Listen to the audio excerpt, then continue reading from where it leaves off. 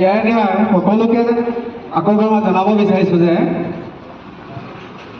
প্ৰজ্ঞান বৰগোহাঁইলৈ আমি যি আৰ্থিক সাহায্যৰ কাৰ্যসূচী হাতত লৈছিলোঁ সেই কাৰ্যসূচীটো বৰ্তমান আমি স্থগিত ৰাখিছোঁ, কিয়নো আমাৰ এতিয়া পৰীক্ষা ফাৰ্ষ্ট ইউনিট টেষ্ট ৰিচেছত আহি আছে। গতিকে আমি পৰীক্ষাৰ প্ৰতি লক্ষ্য ৰাখি সেই কাৰ্যসূচীটো আমি স্থগিত ৰাখিছোঁ। মই তোমালোকক আমাৰ হাতত যিখিনি ধন জমা হৈছে মই সকলোকে অৱগত কৰিব বিচাৰিছোঁ।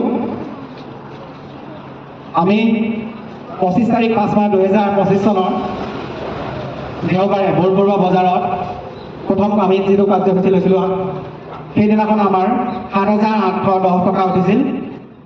দ্বিতীয় দিনা আমাৰ জিলাত 10,690 টকা উঠিছিল। 27 তাৰিখে আমাৰ স্কুলৰ পৰা 5,530 টকা উঠিছিল। 27 তাৰিখে আকৌ টাউনত 9,030 টকা উঠিছিল। 28 তাৰিখে স্কুলৰ পৰা 3,140 টকা উঠিছিল। 29 তাৰিখে টাউনৰ 8,985 টকা উঠিছিল। আৰু বৰ্তমান আমাৰ অহাকালিলৈকে 3 তাৰিখলৈকে 527 টকা মানে 500 টকা উঠিছিল। 27 টকাত আমাৰ এটকীয়া টকাটোৰ আমি হিচাপ কৰা নাছিলোঁ, সম্পূৰ্ণ হিচাপটো উলিয়াই দিলোঁ। 527 টকা আছিলে। সৰ্বমুঠ 45,712 টকা উঠিলে। তাৰে বেংকত জমা কৰিলোঁ 45,200 টকা।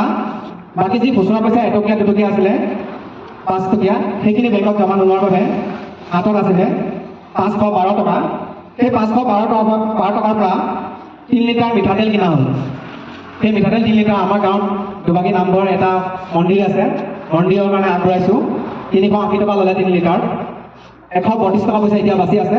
সেই 132 টকা পইচাটো চাকি ধূপ আৰু তাৰ অৰিহণা দি আমাৰ ক্লাছ 9-8ৰ ছাত্ৰীসকলক নামঘৰলৈ আগবঢ়াই দিবৰ কাৰণে মই অনুৰোধ জনাইছোঁ। আৰু গতিকে আমি এই 45,200 টকাটো যি বেংকত জমা আছে সেইটো মই এতিয়া পঠিয়াই দিম সকলোৰে আগতে। 01870682 সূৰ্য বৰগোহাঁই ন? সূৰ্য বৰগোহাঁই এইটো